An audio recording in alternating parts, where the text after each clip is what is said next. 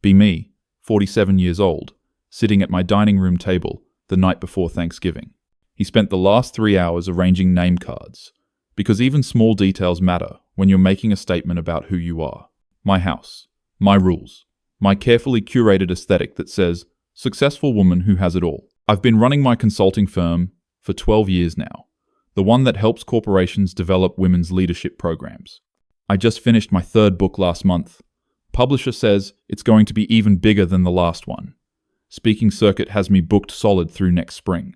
Corporate retreat facilitator, keynote speaker, the woman who tells other women they can have everything. Look around my kitchen.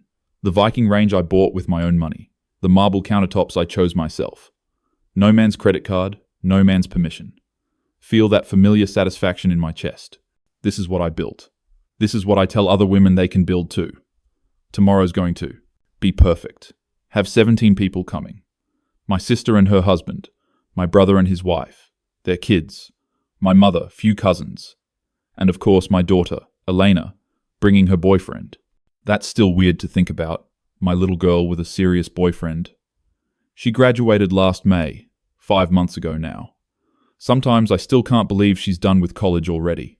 Remember touring campuses with her when she was 17. Remember sitting in those financial aid offices, smiling politely while they explained payment plans. Remember thinking, fuck that, my daughter gets the best. We wrote those tuition checks myself. Every semester, $63,000 per year. Elena went to a small liberal arts college in New England, the kind with old brick buildings and professors who actually know your name. She studied literature and philosophy, took classes on ethics and critical theory. Wasn't what I would have chosen. Wanted her to study economics or business. But I bit my tongue because that's what my mother did to me, and I swore I'd be different. If Elena wanted to read Virginia Woolf and write papers about existentialism, fine. That's her choice, that's her right. Education isn't just about job training anyway. It's about becoming a fully realized person. That's what I tell myself when I think about the $250,000.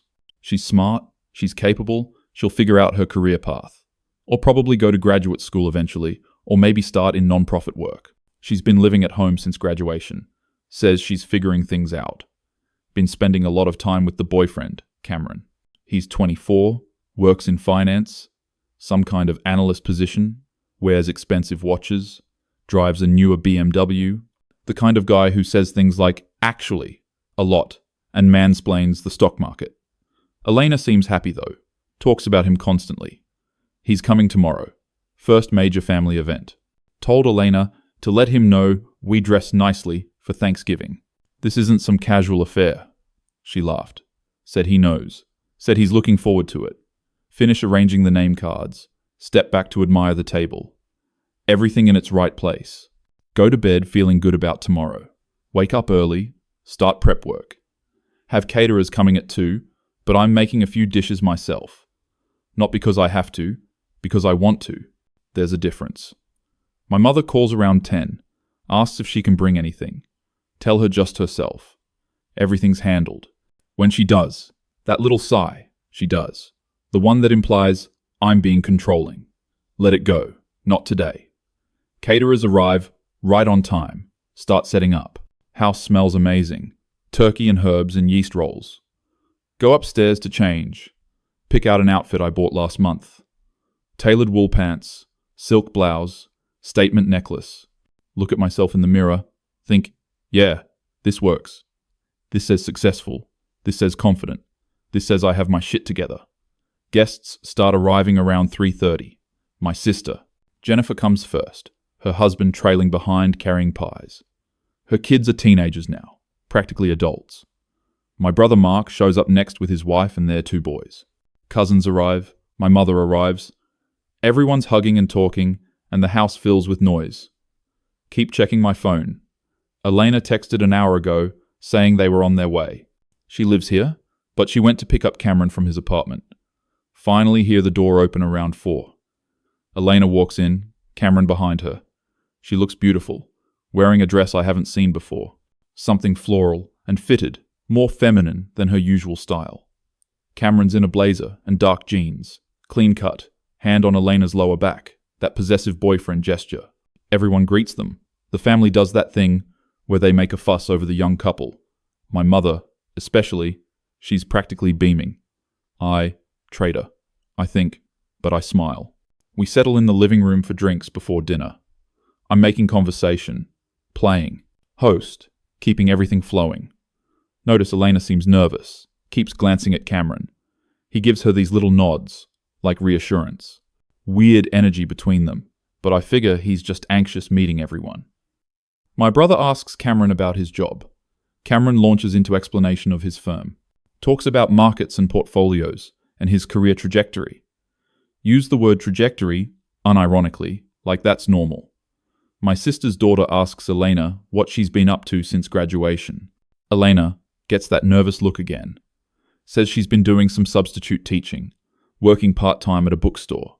My sister nods politely, but I can see the confusion. $250,000 education to shelve books and babysit. Feel that familiar tightness in my chest, but push it down. She's figuring it out. She's young. It's fine. We move to the dining room. Everyone finds their name cards. I put Elena and Cameron together, across from me, so I can see them. Food gets served. Everything looks perfect. For 20 minutes, it's just normal. Thanksgiving, passing dishes, and complimenting food. My mother tells the same stories she tells every year. My brother's kids are on their phones under the table. Jennifer's husband has 3 glasses of wine. Then Cameron taps his glass with his fork. Everyone goes quiet, looks up. He's standing, Elena's hand in his. Oh God, I think. He's proposing at my Thanksgiving dinner.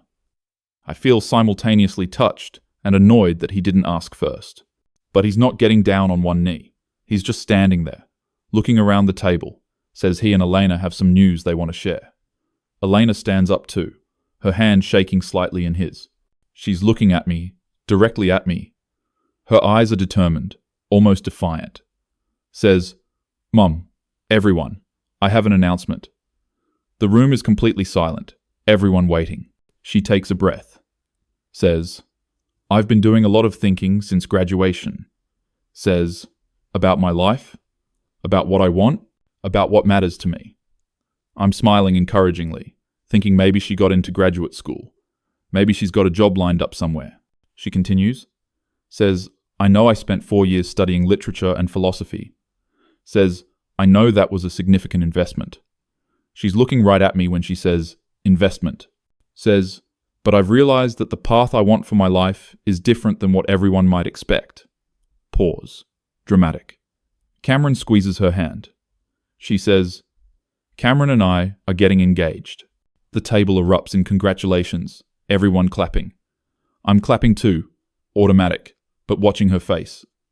There's more. I can tell there's more. She holds up her hand for quiet.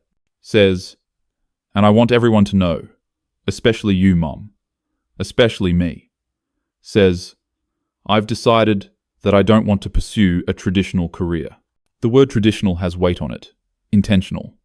Says, I've spent a lot of time thinking about what feminism means, what choice means. Oh no. Oh no, no, no. Says, and I've chosen to reject the expectation that I need to prioritize career and corporate success. My face is frozen, smile still there, but dying. Says, I want to be a wife, a mother, a homemaker. The word homemaker lands like a bomb. Says, I want to support Cameron's career. I want to create a home. I want to bake and cook and raise children. Says, I want to embrace traditional values because I believe they're meaningful and fulfilling. Says, I believe the most important work I can do is building a family. The table is dead silent now. Everyone is looking at me. My mother has this weird little smile. Jennifer looks shocked. Mark is staring at his plate. Cameron is standing there proud, chest out, like he won something. Elena is still looking at me, waiting. I can't speak. My mouth is open, but nothing is coming out. She continues, voice getting stronger. Says, I know you built your whole career on telling women they should lean in and break glass ceilings. Says, but real feminism is about choice, right? She's using my own words. Words from my second book. Says, so I'm choosing this. I'm choosing to find fulfillment in domesticity and motherhood. Says, I don't need a corner office to be empowered. Says, I don't need to be a CEO to be valuable. Says, some of the most radical women I know are the ones who reject capitalist definitions of success. She's been rehearsing this. This is prepared. Says, and I know my education was expensive. There it is. Says, but that education taught me critical thinking, taught me to question assumptions. Says, and I'm questioning the assumption that every educated woman needs to pursue corporate achievement. Says, I learned about philosophy, about what makes a good life. Says, and I've decided a good life is one centered on family and community and care work. Care work. She's using academic terminology to defend becoming a housewife. Says, so, starting in January, I'm going to stop working at the bookstore. Says, I'm going to move in with Cameron. It says, and I'm going to start building the life I actually want. Says, I'm going to learn to bake bread. I'm going to plan meals. I'm going to create a home. Says, and eventually, I'm going to raise children who grow up with a parent who's actually present. That last part is a dig at me. I know it is. My sister used to make comments about how much I worked when Elena was little. Elena sits down, Cameron sits down. He puts his arm around her. Everyone is still looking at me. I need to say something. I need to respond. My entire career is about this moment. I've given hundreds of speeches about women's choices and empowerment. I've written 3 books about women in the workplace. I've built a consulting firm that teaches corporations how to retain and promote women. I have advised Fortune 500 companies on their diversity initiatives. I have been interviewed on national television about women's leadership. I have panels and keynotes and workshops all about this exact topic. My daughter, my only child, just announced in front of my entire family that everything I stand for is wrong. Worse than wrong, it's something to be rejected. She used the language of choice and feminism to completely dismantle my life's work. She's right that I always said, feminism is about choice. I did say that. It's in my TED Talk. But I didn't mean this choice. I meant the choice to be a doctor, or a lawyer, or an entrepreneur. I meant the choice between different kinds of success, not the choice to opt out entirely, not the choice to become what our grandmothers fought to escape. My mother is looking at me with that expression, the one that says, I told you so, because my mother did choose to stay home. My mother did bake cookies and raise children, and I spent my entire adult life proving that wasn't enough, proving that women needed more, deserved more, built my entire identity on being more than what she was. And now Elena is choosing my mother's life, choosing it explicitly, deliberately, after I paid $250,000 for her to have options. Jennifer finally breaks the silence, says congratulations. Her voice is uncertain, questioning, doesn't know if she's allowed to be happy about this. Mark raises his glass, says to the happy couple. People start echoing it, toasting. I'm supposed to say something. Mother of the bride. Mother of the almost bride. Supposed to give blessing. Supposed to be gracious. Cameron is looking at me now too. There's something in his expression. Victory. He looks victorious. This little finance bro, who probably listens to podcasts about masculinity and traditional values. He did this. I know he did this. Elena wasn't like this in college. She took women's studies classes. She went to protests. She called me sophomore year, crying about the wage gap. This is him, his influence. But I can't say that. If I say that, I'm denying Elena's agency. I'm being the exact kind of feminist that people mock.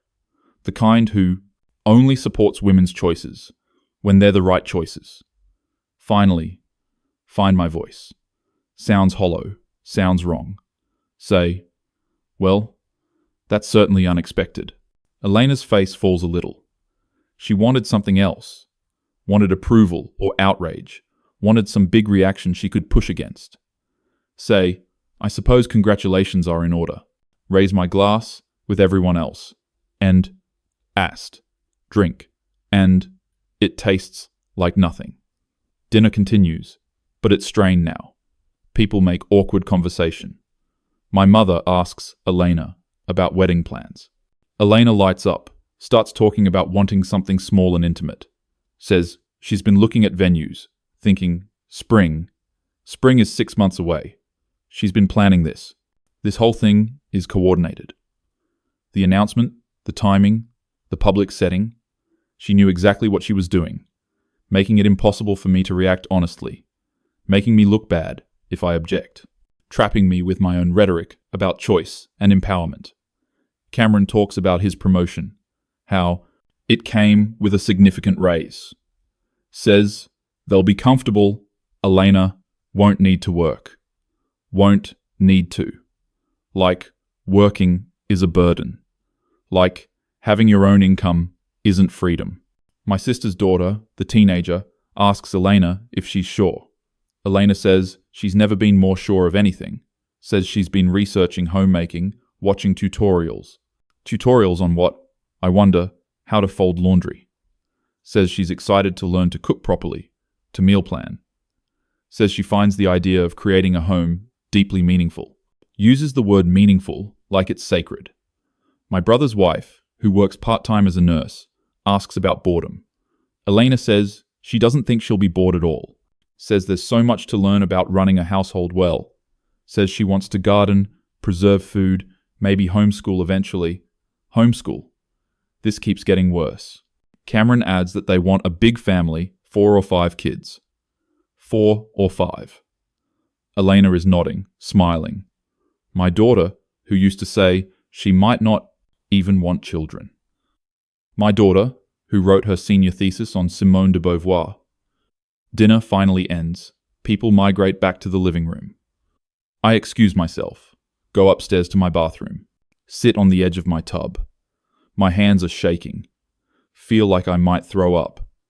Everything I worked for. Everything I taught her. Every conversation we had about her potential.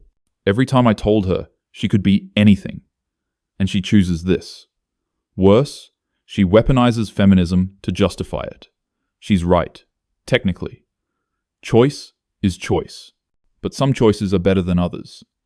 Some choices waste potential. Some choices betray everything women fought for. I can't say that though.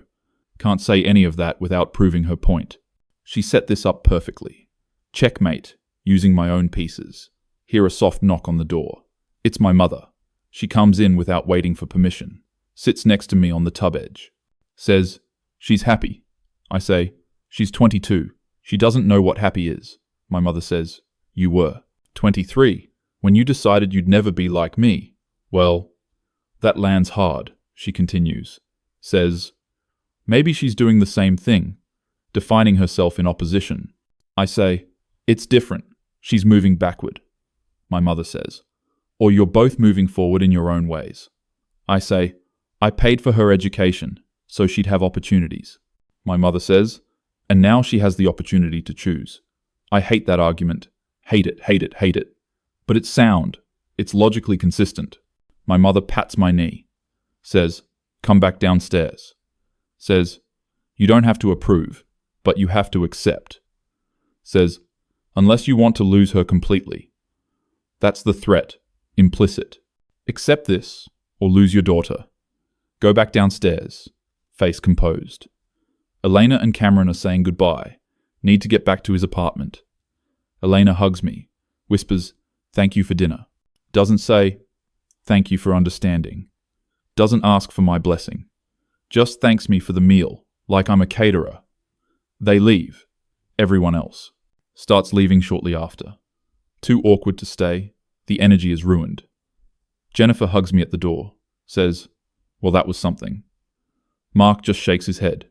Says kids these days. My mother is last to leave. She says, you know, I'm proud of you. I say, for what? She says, for building your life your way. She says, now, let her build hers. She kisses my cheek and leaves. Stand in my empty house, my carefully curated successful woman house. Caterers cleaned up. Everything is back in order. Perfect kitchen, perfect furniture, perfect life. And, just me in it, alone. Elena's father left when she was 3. He said he couldn't handle my ambition, my drive. He said he wanted a traditional wife. I told him, good luck finding one. This is the 21st century. Raised Elena myself. Built my career. Proved I could do it all. Wanted her to see that women don't need men to define them. Wanted her to see that work is dignifying. Wanted her to have choices. And she chose. She chose wrong. Except I can't say that. Can't say there are wrong choices in feminism. That's the whole point. There are no wrong choices. But there are. There have to be. Otherwise, what was it all for? What were the protests and the policies and the pipeline programs? What was the point of fighting for workplace equality if women just opt out? Feel anger, rising, hot, and familiar. This is Cameron's fault. He convinced her, manipulated her. Probably told her she's too special to work. Probably promised her a life of leisure. Probably feeds her some fantasy about noble domesticity. Except Elena's smart. She's not easily manipulated. She made this choice with full information. That's what makes it so devastating. She knows exactly what she's rejecting and why. Sit down at my laptop, still open on the kitchen counter. Have a speech next week. Women's Leadership Conference in Chicago. 5,000 women attending. Topic is about breaking barriers and embracing ambition. They have a whole section about raising daughters to dream big. How am I supposed to give that speech now? How am I supposed to stand in front of 5,000 women and tell them to encourage their daughters, when my own daughter just rejected everything publicly? I can already imagine the questions during Q&A. Someone will have heard. Someone always hears. Someone will ask how I reconcile my message with my daughter's choice, and what do I say? Do I throw her under the bus, distance myself from her decision? Do I defend her choice, undermine my own message? There's no good answer. She knew that when she made this announcement public, she could have told me privately, could have sat me down one-on-one. Instead, she did it in front of the whole family, in my house, at my table. Maximum impact, maximum humiliation. This was strategic. Feel a flash of pride despite myself. She learned how to make power moves. Learned from watching me.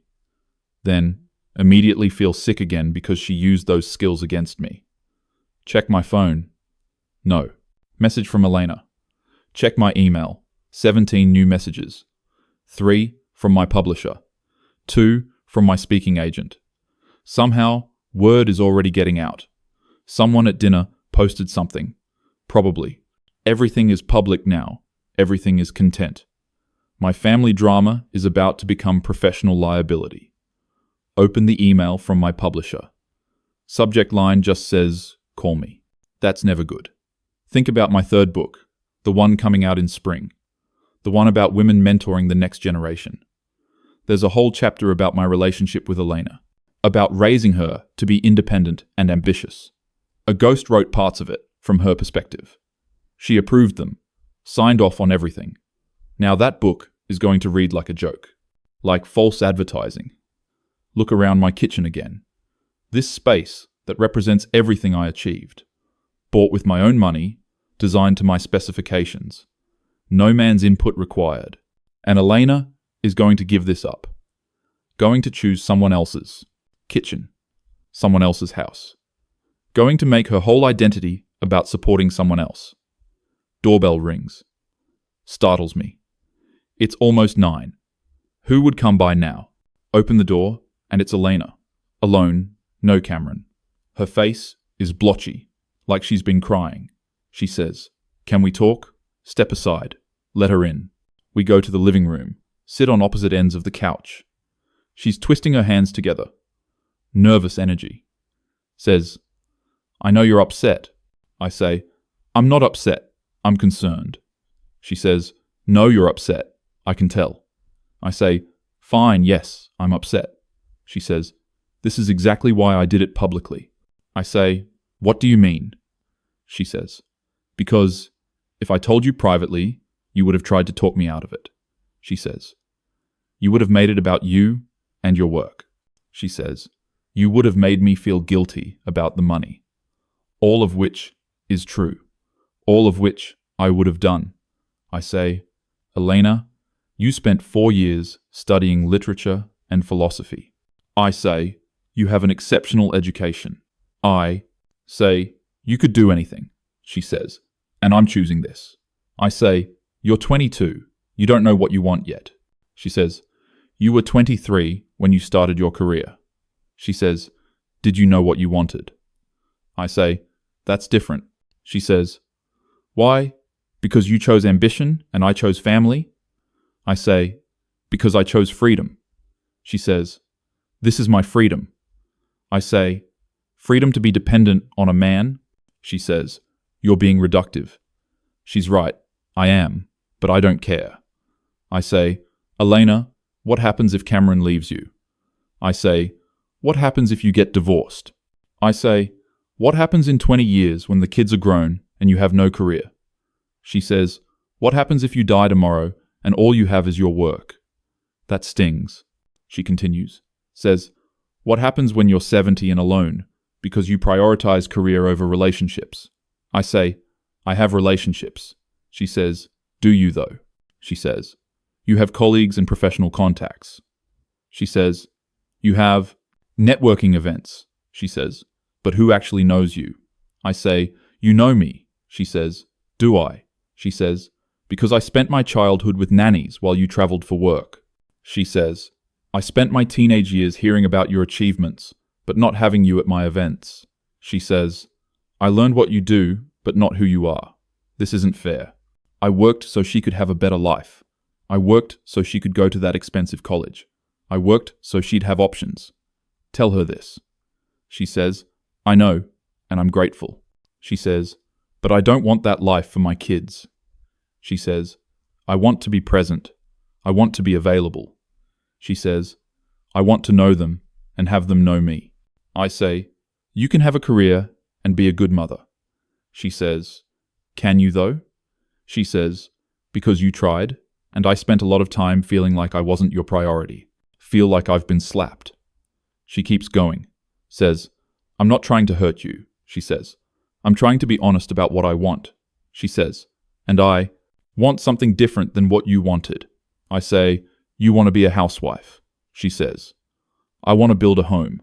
I say, that's the same thing. She says, only if you think homemaking isn't valuable work.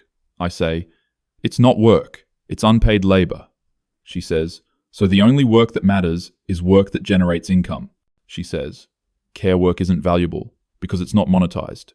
She's using academic language again, turning this into a theoretical debate. I say, Elena, you can intellectualize this all you want. I say, but at the end of the day, you're choosing to be dependent. She says, interdependent, not dependent. She says, Cameron and I are building a partnership. I say, where he has all the financial power. She says, where we each contribute what we're good at. I say, you're good at a lot of things. I say, you could be a professor, a writer, a lawyer. I say, you could run a non-profit or start a business. I say, you have so much potential. She says, and I'm using that potential to build a life that feels meaningful to me. She says, why is that so threatening to you? I say, it's not threatening. She says, it obviously is. She says, my choice is threatening because it questions your choice. She says, if I can be fulfilled as a homemaker, does that mean you were wrong to prioritize career? She says, if I can find meaning in domesticity, does that invalidate your life's work? I say, that's not what this is about. She says, isn't it though? She says, you built your entire identity on rejecting traditional womanhood. She says, so when I embrace it, it feels like a rejection of you. She's right. God, she's right. That's exactly what it feels like. Personal betrayal, not just ideological disagreement. She chose to become what I fought not to be. She chose the life I escaped. And worse, she's doing it deliberately, knowingly, with full awareness of what she's rejecting. I say, I just want you to be happy. She says, I am happy. She says, this is what makes me happy. I say, you're too young to know. She says, you were young too when you made your choices. We sit in silence for a moment. She says, I love you, Mom. She says, but I need you to respect my decision. She says, I need you to understand that I'm not doing this to hurt you. She says, I'm doing this because it's what I genuinely want. I say, I don't understand how you can want this. She says, I know. She says, and maybe you never will. She says, but I need you to try. I say, what if you regret it? She says, what if I don't? She says, what if I spend my life raising children and gardening and baking? She says, and what if I'm completely fulfilled and happy? She says, would that be so terrible? Want to say, yes. Want to say, yes, that would be terrible, because it would mean everything I believed was wrong. Would mean I sacrificed relationship with my daughter for a career that ultimately didn't matter more. Would mean the women I've spent years advising might have been better off choosing differently. Would mean the whole structure of empowerment and ambition I built might be hollow. I can't say any of that. Just sit there. Elena stands up, says she should go, says Cameron is waiting in the car. Of course he is. Of course he drove her here and waited. Probably his idea for her to come back and smooth things over. She hugs me. I don't really hug back. She says, I'll call you tomorrow. She leaves. Sit alone in my living room. The house is completely quiet. This is my life. This is what I chose. Successful career, financial independence, professional respect, and I'm alone on Thanksgiving night. The daughter just told me I was an absent mother. Daughter just rejected everything I stand for. Daughter just chose the opposite life, and somehow used my own arguments to justify it. Get up, pour myself a drink. Expensive scotch I bought in Scotland last year, after a speaking engagement. Sit at my kitchen counter with my laptop. Stare at the speech I'm supposed to give next week. Entire section about empowering our daughters. Entire section about breaking cycles. And my daughter just chose to break the cycle by going backward. Or is it backward? She'd say, it's not. She'd say, it's just different. She'd say, value isn't determined by income or status. She'd say, feminine work has been devalued by patriarchal capitalism. She'd say, choosing domesticity is radical in a culture that only respects marketplace productivity. She'd use all the right academic language. And she'd be technically correct. That's what makes this so infuriating. She's not some brainwashed tradwife. She's not ignorant of feminist theory. She's making an informed choice that happens to align with traditional values. And there's nothing I can say that doesn't make me sound like I'm against women's choice. Which I'm not. I'm for women's choice. Just not this choice. Except that's contradictory. That's the whole problem. She found the logical flaw in my worldview and exploited it perfectly. She learned critical thinking from that expensive education and used it to completely dismantle me. Used it to choose a life I spent decades arguing against. Check my phone again. My speaking agent emailed. Subject line urgent. Open it. She's hearing rumors about my daughter's announcement. Wants to discuss how to handle the optics. Wants to know if I need to cancel any appearances. Wants to do damage control. This is my life now. My daughter's personal choice is professional damage. Her happiness is my public relations crisis. Her freedom is my ideological defeat. And the worst part, the absolutely worst part, is that she's right about the hypocrisy.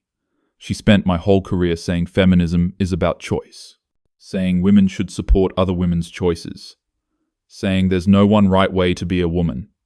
And I meant it. I really meant it. I just didn't mean this. Didn't think anyone would actually choose subordination. Didn't think my own daughter would choose it. Didn't account for the fact that choice means actual choice, including choices I think are wrong. Finish my drink, pour another. Look around my perfect kitchen in my perfect house. Achieved everything I set out to achieve. Wrote the books, gave the speeches, built the business, proved that women can do it all. Except I didn't do it all. Didn't have a marriage, didn't have work-life balance, didn't have presence in my daughter's childhood apparently. And now my daughter is choosing the opposite. Choosing presence over achievement.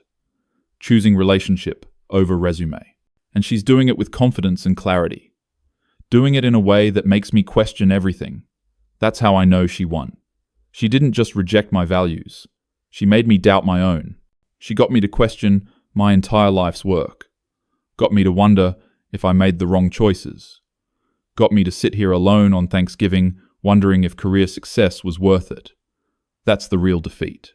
Not that she chose differently, but that she made her choice seem valid. Made it seem like maybe there are multiple right answers. Made me feel like maybe I don't have all the answers after all, and I'm supposed to be the expert. Supposed to be the one who knows. It's supposed to be the one who confidently tells other women how to live. But my own daughter doesn't want my advice. Doesn't want my life. Doesn't want what I fought for. Wants cookies and kids and subordination to a man's career. And somehow she made that sound empowered. Somehow she used my own rhetoric to justify it. Somehow she won the argument before it even started. By making it about choice. Because I can't argue against choice without becoming the villain. Can't say her choice is wrong without invalidating feminism. Can't disapprove without being oppressive. She trapped me perfectly. 22 years old, and she already outsmarted me. College, education, money well spent, I guess, taught her to think critically. She thought critically and chose tradition. The irony is almost funny. Would be funny if it wasn't my life. If it wasn't my daughter. If it wasn't everything I built being questioned. Sit with my laptop. My speech. My expensive scotch. Successful feminist thought leader. That can't even convince her own daughter. That's what people will say. That's what the think pieces will say. That's what my critics will say. And they'll be right. I failed the most important persuasive task. Failed to pass on my values to my own child. She grew up watching me succeed, and decided she wanted the opposite. That's the real obliteration. Not a dramatic argument. Not a public fight. Just quiet, complete rejection, wrapped in the language of empowerment and choice. Served with a smile at Thanksgiving dinner. My daughter is going to be a housewife. My daughter is going to bake cookies and raise children. My daughter is going to support a man's career. And there's nothing I can say, nothing I can do. Nothing that doesn't make it worse. She won. He won. I lost. And I have to smile and accept it. Have to be supportive. Have to respect her choice. Because otherwise, I'm a hypocrite. Otherwise, everything I've said about women's empowerment is meaningless. She knew that. She knew exactly what she was doing. Announcing it publicly so I couldn't object. Framing it in feminist terms so I couldn't argue. Making it about choice so I'm trapped by my own logic. Brilliant, really. Would be proud if I wasn't devastated. Finish my second drink. House is still quiet. Tomorrow, I'll call her. Be supportive. Tomorrow, I'll figure out how to spin this professionally. Tomorrow, I'll start the work of accepting what I can't change. But tonight, I sit alone in my expensive house. Successful career woman. Feminist thought leader. Mother of a future tradwife. Completely and utterly defeated by my own daughter. Using my own arguments. Claiming my own values. Checkmate.